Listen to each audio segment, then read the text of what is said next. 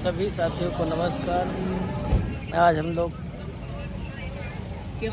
कबीरदास जी के समाधि स्थल पर आए हुए हैं। अभी आपको हम अंदर का सीन दिखाएंगे किस तरीके से कितना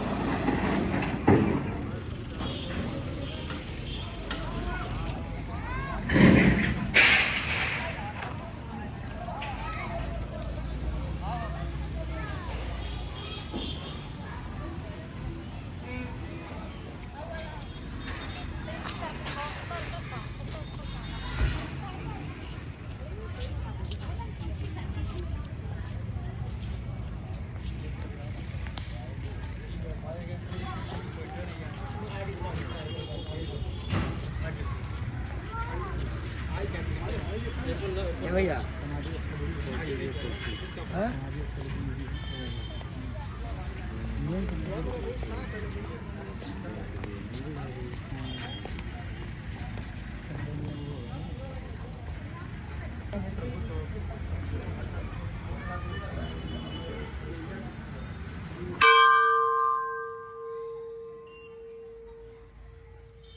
पूछ लियो।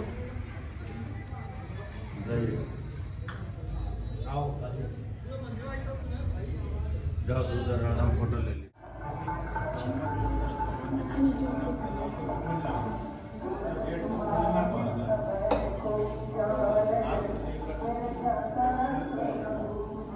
बैठ जाओ।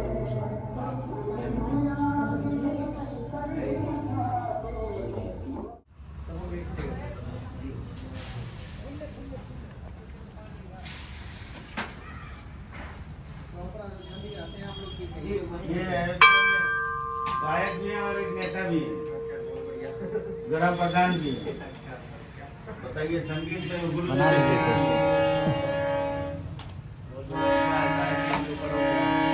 ये ढोल हमको बजाना पड़ेगा।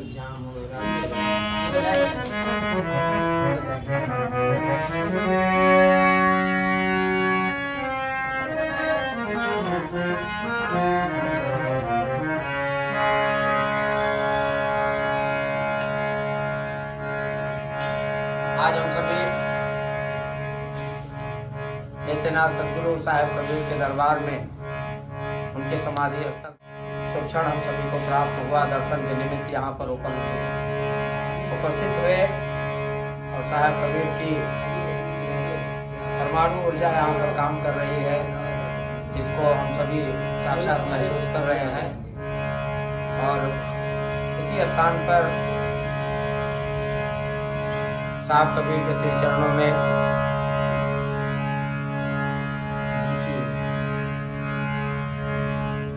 भजन क्या भजन तो अंदर में होता ही रहता है, लेकिन फिर भी परमात्मा के द्वारा दिया हुआ जो शरीर हम सभी को प्राप्त हुआ मिला है, आज उसी के द्वारा प्रयास करते हैं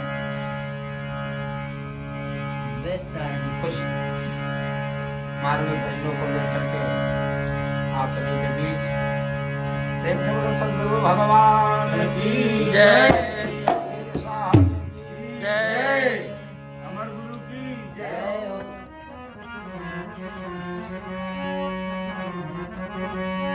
अमित भाई मगहर आए मगहर।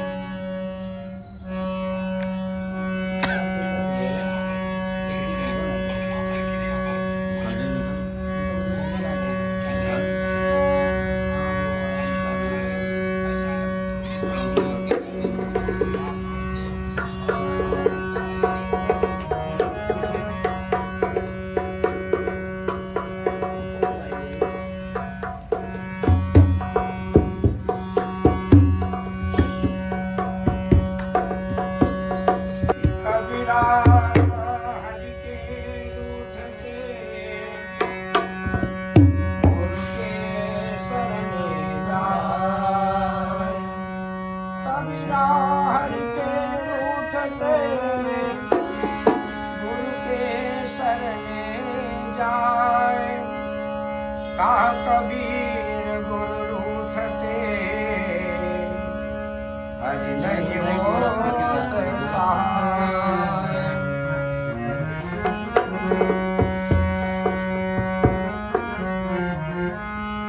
बड़ा ही मार्मिक दोहा जो कबीर साहब ने अपने जीवन में और अपने जीवन में तो लिखा, लेकिन हम सभी के लिए जीवन भर का सूत्र बना दिया। अनेक चौपाइयाँ, अनेक दोहे आपके द्वारा लिखित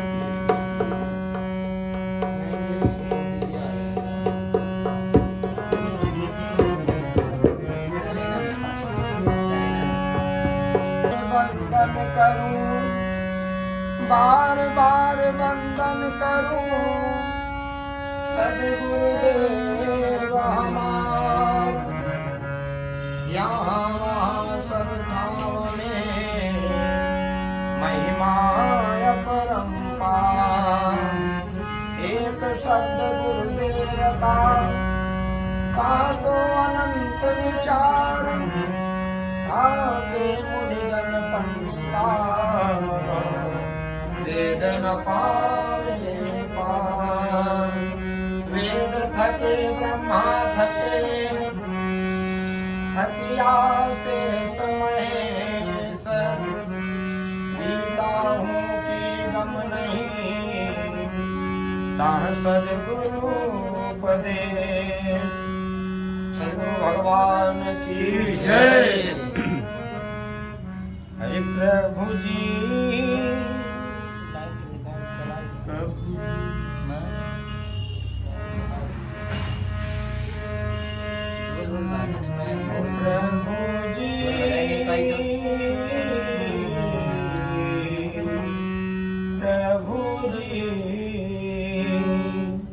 प्रभु जी भक्ति अचल मोहि दीजै। प्रभु जी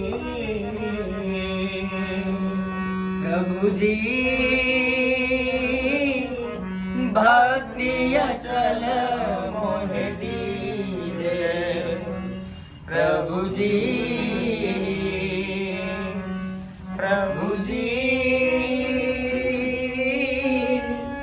भक्ति अचल मोहि दीजै।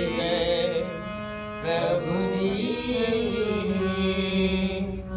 नाम मुक्ति भुक्ति करिए छुक। नाम मुक्ति भुक्ति करिए छुक। नाम कर्म करीजे। जीवन प्राण आधार होए गति। जीवन प्राण आधार होए गति। जो जननी नहीं कीजे। प्रभु जी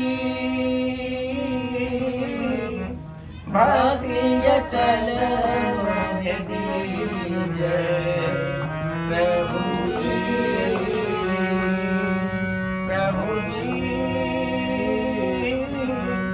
भक्ति अचल मोहि दीजै।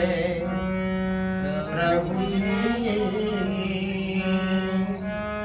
दृश्य अचिद लय चेतन दर से। सुरति निरति रस बीजै।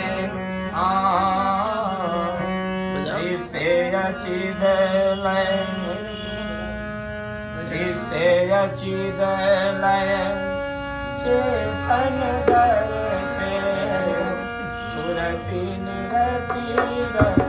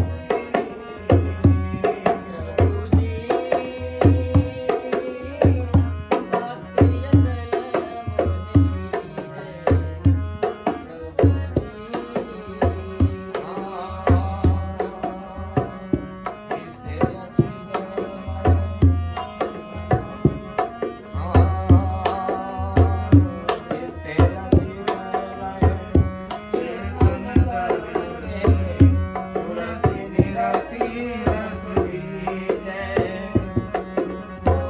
सदा फल दीना शरण है सदा फल दीना अनन्य शरण है जस नीति तस कीजिए प्रभु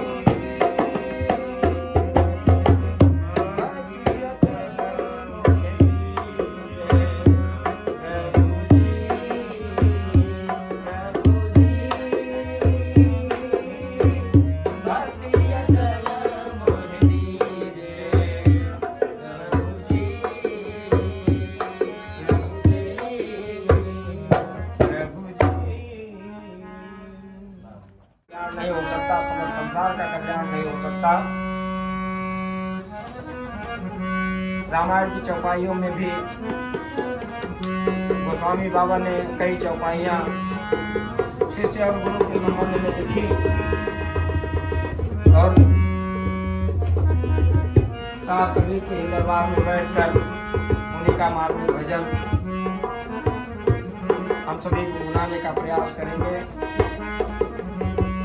हरि ज्ञान गुरु का ले बंदे फिर पीछे पछताएगा। ज्ञान गुरु का ले बंदे फिर पीछे पछताएगा। हो फिर पीछे पछताएगा तू, फिर पीछे पछताएगा। ज्ञान गुरु का ले बंदे फिर पीछे पछताएगा। ज्ञान गुरु का ले बंदे फिर पीछे पछताएगा। और क्यों कहता है मेरी काया, वो क्यों कहता है मेरी काया, क्यों कहता है मेरी काया, क्यों कहता है मेरी काया। काया का मान जा, क्यों कहता है मेरी काया, काया का अनुमान जा, क्यों कहता है मेरी काया, काया का मान जा। चांद सा सुंदर ये तन तेरा, चांद सा सुंदर ये तन तेरा, चांद सा सुंदर ये तन तेरा, चांद सा सुंदर ये तन तेरा। मिट्टी में मिल जाएगा, फिर तुझे बताएगा। ज्ञान गुरु का तेरे बंदे फिर पीछे पछताएगा। गुरु का तेरे बंदे फिर पीछे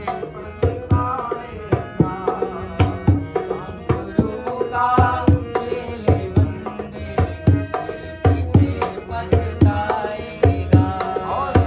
वहाँ से क्या तू लाया बंदे, ये वहाँ से तू क्या लाया रे बंदे, वहाँ से तू लाया बंदे। यहाँ से क्या ले जाएगा,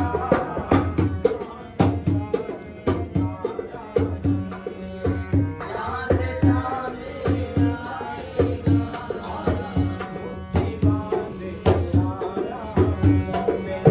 मूर्ति बांध के आया जग में, हाथ पसारे जाएगा, आया बन में हाथ पसारे जाएगा। वहाँ से क्या तू लाया बंदे, यहाँ से क्या ले जाएगा, मूर्ति बांध के आया जग में, मूर्ति बांध के आया जग में, हाथ पसारे जाएगा, मूर्ति बांध के आया जग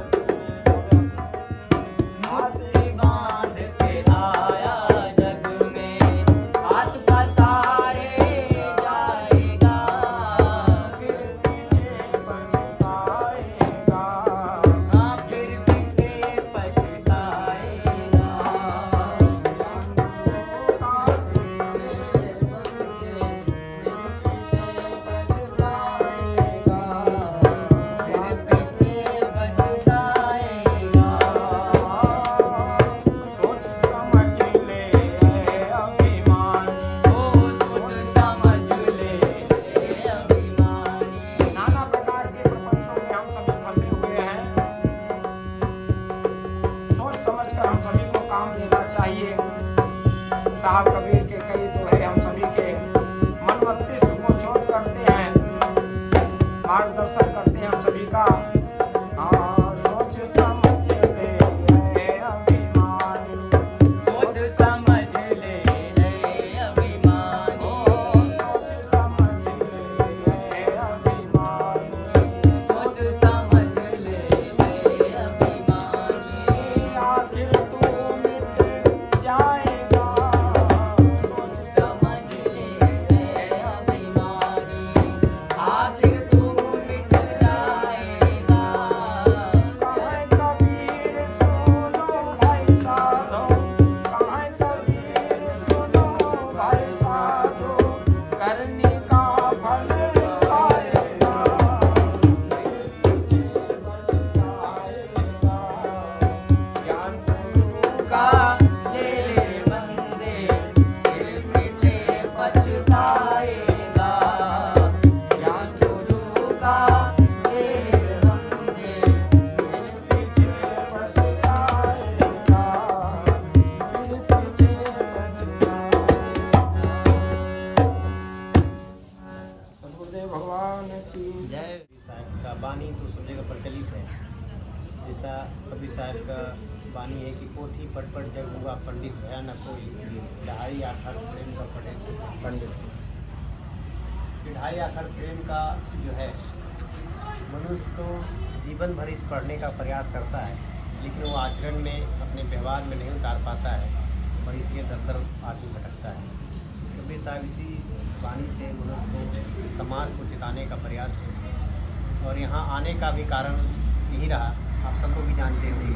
मगर साहब इसलिए आए थे, यहाँ एक भ्रांतियाँ थी कि जो मगर मरता है वो गधा क्यों नहीं पाता है, और जो बनारस मरता है वो मुक्ति पाता है। सदगुरु कबीर साहब इस चीज़ पर विश्वास नहीं रखते थे। वो कहते थे जो जैसा कर्म करेगा, सत्कर्म करेगा, वैसा फल पाएगा। कबीर साहब ने पूरा जीवन मगर वो बनारस में रहे और एकता का संदेश, प्रेम का संदेश देने का काम किया, समाज सुधारने का काम किया। जो हमारे समाज में कुरीतियाँ थी, ऊंचा नीचा था, उस भ्रम को मिटाने का प्रयास किया और वहाँ पूरा जीवन रहे। और मगर जब ये सुने कि मगर मरने से गधा क्यों नहीं मिलती है, कबीर साहब ये अपने जीवन में कहे कि मैं पूरा जीवन काशी में रहा हूँ, लेकिन मगर में अंतिम समय में मरूँगा। देखो मुझे मुक्ति मिलता है, नरक मिलता है। कहें क्या काशी क्या उसर घर, जो पर हृदय राम बसी मोरा, जो काशी तंत्र जय कबीरा तो राम को नहीं हो रहा। तो ये ऐसा सच है, फिर उस परमात्मा का, राम का नाम लेने से क्या फ़ायदा, ऐसा उनका क्या आसान हमारे ऊपर रह जाएगी। तो कबीर साहब ये संकल्प लेकर और कबीर साहब यहाँ आते हैं। यहाँ 3 साल कबीर साहब रहते हैं और साहब राम नाम का जाप करते हैं, सत्य नाम का जाप करते हैं। और एकता का प्रतीक आप सबके बीच में आज भी विराजमान है। ऐसा जगह, ऐसा कहीं अलौकिक जगह आपको नहीं मिलेगा पूरा विश्व में। एक जगह हिंदू और एक जगह मुस्लिम लोग एक दूसरे में जाते हैं और प्रेम भाव से रहते हैं। ये प्रेम का संदेश जीवन भर, प्रेम ही आदमी का नहीं रहने के बाद जिस तरह खुशबू होता है फूल में, उसी तरह इस नहीं रहने का आपकी अच्छाई और बुराई का अवलोकन आदमी करता है और वही आपके फूल के रूप में जो है बिखरता है, वो समाज में एक संदेश के तौर पर विकसित होता है। कबीर साहब यहाँ 3 साल रहे और यही जगह था जहाँ हम सब लोग आज बैठे हैं। ये सदगुरु के परिनिर्वाण स्थली है। ये बताते उस समय झोपड़ी थी। कबीर साहब महापुरुष थे, जब उनको जाने का यहाँ से टाइम हो गया तो उनको पता चल गया कि मैं संसार से जाना चाहता हूँ। तो यहाँ का राजा बिजली खान पठान, देव काशी नरेश, वीर सिंह देव बघेल जी थे। दोनों को बैठाए और कहें कि जिस काम के लिए मैंने मगहर में आया था वो काम मेरा पूरा हो गया, इस संसार से मैं जाना चाहता हूँ। तो लोग कहें ठीक है गुरुजी। अंदर कबीर साहब बैठ जाते हैं झोपड़ी में और फाटक बंद कर लेते हैं। कहते जब तक आवाज़ आती रहेगी तब तक आप खोल के नहीं देखिएगा, जब आवाज़ बंद हो जाएगी तो खोल के देखिएगा। कुछ देर के बाद आवाज़ बंद हो जाती है, लेकिन ये लोग ऐसा नहीं करते हैं। दोनों राजा रहते हैं, ये लोग युद्ध करने लगते हैं। युद्ध कर लो, हमारे गुरु थे, हमारे पीर थे, हम इनको जलाएंगे, वो दफनाएंगे। तो ऐसी स्थिति पैदा हो जाती है कि युद्ध करने पर तो कबीर साहब ने सोचा कि पूरा जीवन भर मेरा जो फल किए, प्रयास किए, एकता का संदेश का देने के कारण, और मेरे मरने के बाद भी झगड़ा लगा रहे फिर क्या फ़ायदा। तो उस समय आकाशवाणी है, खोलो पर्दा है नहीं मुर्दा, ईद मिथ्या तुम कर डालो। जिस मुर्दे के लिए तुम लोग आपस में लड़ रहे हो, पर्दा तो खोल के देखो, मुर्दा है नहीं। पर्दा खोल के देखते हैं तो दुख कुछ और चादर प्राप्त होते हैं। पुष्प से हिंदू लोग यहाँ समाधियाँ स्थापित करते हैं, चादर से बगल में ले जाकर मजार स्थापित करते हैं। उस अवशेष फूल यहाँ से लेकर काशी नरेश कबीर चौरा बनारस में ले जाते हैं, वहाँ पर कबीर साहब की समाधि बनाते हैं। फिर कबीर साहब का एक समाधि वहाँ मानी जाती है, वहाँ बना है जगन्नाथपुरी में भी। तो कबीर साहब की वाणी तो इतना अनमोल है। अच्छा, किसी भी संतों का उस समय हर संत ने गुरु पे और गुरु के माध्यम से, शिष्य के माध्यम से जो है समझाने का प्रयास किया कबीर साहब, और सहज में, सरल में, ताकि आदमी में जो हमारे समाज में आज भी देखिए उस धरा पर जा रहा है, समाज बिखरा जा रहा है। हर चीज़ रहते हुए आदमी दुखी है, परेशान है, संतुष्ट नहीं है। क्योंकि कौन सा ऐसा संपदा है जो आदमी खोजता है, जिसे हर गाड़ी हो जाए, मकान हो जाए, धन है, दौलत हो जाए, इससे सुखी नहीं आप रह सकते। ये संसाधन हमारे सुखी होने का है। इससे आप संसाधन है, भजन करिए तभी आपको सुख मिल सकता है। सेवा करिए, कोई भूखा है उसे भोजन दे दीजिए, कोई नंगा है उसे चीर दे दीजिए।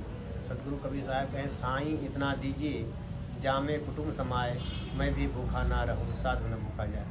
हे सतगुरु, हे परमात्मा, मुझे इतने ही धन दो जितना में मेरा भी पालन पोषण हो जाए और मेरे दरवाजे पे कोई कुटुंब परिवार आए, उनका भी सेवा सत्कार हो जाए। यही हमें ज्ञान लेकर और इस रास्ते पे चलना चाहिए। बाकी इस समाज में कुछ है नहीं, कब कौन आया है, कब चला जाएगा, कोई कुछ लिखने आता है, नहीं कुछ लिख जाता है, सब यहीं रह जाएगा। लेकिन आदमी धन तब तक कमाता है जब तक उसका निधन ना हो जाए। इसी चक्कर में रहता है, तू मैं कर जीवन बेकार कर देता है। जब पैसा इकट्ठा कर लेता है बैंक में, तो इस शरीर काम का नहीं रहता है, और उसी पैसे को जो है बचाने में शरीर को पैसा खत्म कर देता है। ये ज़िंदगी है। बोलिए सतगुरु कबीर साहिब की जय, साहिब बंदगी। गुजरात की धरती से हमारे साथ, अयोध्या से जो हमारे साथ राजू भाई और कुलभूषण जी आए हैं, और साथ में हमारे बड़े भाई राजकरण जी जो गुजरात की धरती से चलकर आए हैं। साहब के विषय में कुछ दो शब्द आपके मुखारबिंदों से हम सभी श्रवण करते हैं। सतगुरु कबीर साहब के बारे में गोस्वामी तुलसीदास जी ने कहा कि जो मुख होए जीव 10 लाखा, तब कोई आए महंत हो भाखा। तो ऐसा कोई महंत ही नहीं इस धरती पर कि जो सतगुरु साहब की महिमा के बारे में वर्णन कर सके। ठीक है, लेकिन बात ऐसी है कि 4 प्रकार के गुरु होते हैं, उन्हीं गुरुओं के माध्यम से इस संसार का कल्याण होता है। संसार में 4 प्रकार के गुरु हैं, उसमें नित्यनाथ गुरु जिसमें कबीर साहब हैं, और अभ्यास शिष्य सदगुरु, स्वयं शिष्य सदगुरु। अभ्यास शिष्य सदगुरु में स्वामी सदाफल देव जी महाराज हैं, और उसके बाद में आता है परंपरा सदगुरु जिसमें सदगुरु आचार्य इस समय स्वतंत्र देव जी महाराज हैं, जो संपूर्ण विश्व के ये लोग अद्वितीय पुरुष हैं। यही पद अधिकार जो है ना सबसे बड़ा है। जैसे जो चेतन सत्ता है उसमें सदगुरु भी एक चेतन शक्ति है। ठीक है, चेतन शक्ति सदगुरु है, और सदगुरु ही इस जीव का, इस आत्मा का परम उद्धारक यही है। रामचरितमानस में गोस्वामी जी लिखे हैं एक जगह कि राम कृपा नासहि सब रोगा, और जो यही भांति बनहि संजोगा, कि सदगुरु वैद वचन विश्वासा, कर संयम न विषय कर आशा। कि राम की कृपा से सारे रोग तो का क्षय हो जाएगा, लेकिन जीवन में सदगुरु की प्राप्ति हो जाए तो आज वर्तमान में सदगुरु है कौन? सदगुरु एक कालखंड में एक ही होते हैं। वो कोई शरीर नहीं होता, जैसे साहब का शरीर नहीं है, उसी तरह से वो सदगुरु है कौन, तो उसको कोई पहचान नहीं पा रहा है इस जगत में, लेकिन वो सदगुरु हैं। आज वर्तमान में वह सत्ता कार्य कर रही है, श्वासों में भी है। वो आचार्य श्री स्वतंत्र देव जी महाराज हैं, जिनके मार्गदर्शन में हम लोग विहंगम योग समाज आज पूरे विश्व में फैल रहा है। साहेब की वाणियों में भी कहा गया है कि चाल विहंगम योग हमारी, कहें कबीर सदगुरु दे तारी, खुल गए गगन कपाट शब्द झनकारा है, और कर्णों ला दीदार महल में प्यारा है। तो ठीक है, तो इस अविनाशी जो योग है इसको बताने वाला कौन है इस जगत में? साहेब कबीर का जो योग था उसको बताने वाला कौन है इस जगत में? तो कोई नहीं है। सब जगह माला फिरका चल रहा है, ठीक है, लेकिन वो तो योग है। योग जो साहब कबीर का योग था वही विहंगम योग है। उन्होंने कहा मेरी जो चाल है वो विहंगम है। तो विहंगम है कहाँ पे? विहंगम योग है कहाँ पे? तो विहंगम योग का आज अंतर्राष्ट्रीय संस्थान जो है उसी विहंगम योग के मंच से हम लोग सब जुड़े हैं, ठीक है। और हमारे अंदर, हमारे यहाँ त्रिवेणी है, तीनों का संगम है। पहला तो है साधना, दूसरा है सेवा और तीसरा है सत्संग। उसी तीनों के ऊपर ही विहंगम योग संस्थान कार्य कर रहा है, ठीक है। तो जब आप सेवा में रहोगे तो साधना होगी, सत्संग करोगे तो साधना होगी, इन दोनों से दूर रहोगे तो साधना भी नहीं होने वाली है। इसीलिए क्या है कि आज आधुनिक युग है, टेक्नोलॉजी का युग है, तो हम आप सबको सेवा करना है।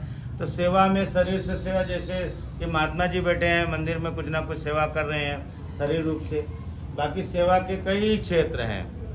आप जैसे बिजनेस व्यापार कर रहे हो तो वहाँ से आप अपनी कमाई में से कुछ पूंजी आप गुरु के कार्य में दो, वो उसकी भी बहुत बड़ी सेवा है। और दूसरी सेवा है किसी संस्थान के जो कार्य चल रहे हैं उसमें आप हेल्प करो, ठीक है, सहायता करो। जैसे स्वरवेद महामंदिर विश्व का अद्वितीय महामंदिर बन रहा है, पूरे विश्व का, संपूर्ण विश्व एक ना एक दिन विहंगम योग को सब जानेगा। विहंगम योग का जो इतना बड़ा मेडिटेशन सेंटर बन रहा है वाराणसी में, जिसका उद्घाटन नरेंद्र मोदी जी ने किया, स्वरवेद महामंदिर। स्वा मीन्स होता है आत्मा, वेद मीन्स होता है ज्ञान, स्वा मीन्स होता है ब्रह्म। परमात्मा को जानने का जो ज्ञान विज्ञान है उसी का नाम स्वरवेद है, ठीक है। तो स्वरवेद ही महाग्रंथ को समर्पित है, स्वरवेद महामंदिर। तो हम सभी लोग आज पावन पवित्र परिषद नित्यनाथ गुरु कबीर साहब की समाधि स्थली पर बैठे हैं। जीवन में ऐसा पल मेरे जीवन में पहली बार प्राप्त हुआ है, ठीक है, बहुत ही हर्ष की बात है। और आप सभी बिरगू भाई और सभी उनकी टीम के साथ जो भी सहयोग से भजन हुआ, बहुत ही अच्छी बात है, बहुत है, होना चाहिए। जीवन में बाहरी भी भजन होना चाहिए और भीतर का भजन होता है वो सद्गुरु शरणागति प्राप्त होने के बाद। जो सद्गुरु समय स्वतंत्र देव जी महाराज, उनकी शरण में आने के बाद, उनकी शरणागति जब आप लोगे तब आपका रियल भजन चालू होगा, ठीक है, जिसको कहते हैं आंतरिक भजन। जिस भजन को आत्मा करेगी, आप नहीं करोगे, शरीर उसका माध्यम नहीं रहेगा, उसका माध्यम इंद्रियां नहीं रहेंगी, उस भजन का माध्यम आत्मा होगी, ठीक है। इसी के साथ वाणी को विराम देता हूँ। सबको जय सद्गुरुदेव। अमर गुरु नित्यनाथ गुरु साहब को नमन है। नित्यनाथ गुरु का भी इनके ग्रंथों को मैं अक्सर पढ़ता रहता हूँ। बीजक भाष्य है इनकी मुख्य ग्रंथ, उसको पढ़ो तो पूरा एकदम थर्राटा है अंदर से भीतर से। बोलिए सद्गुरु भगवान की जय।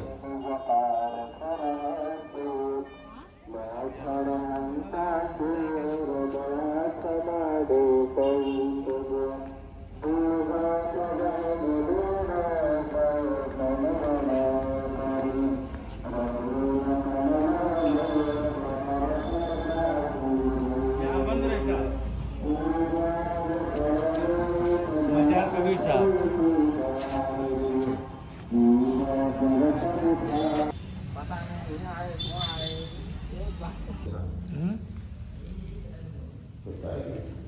सब बढ़िया है, सुंदर है। जय गुरुदेव महाराज।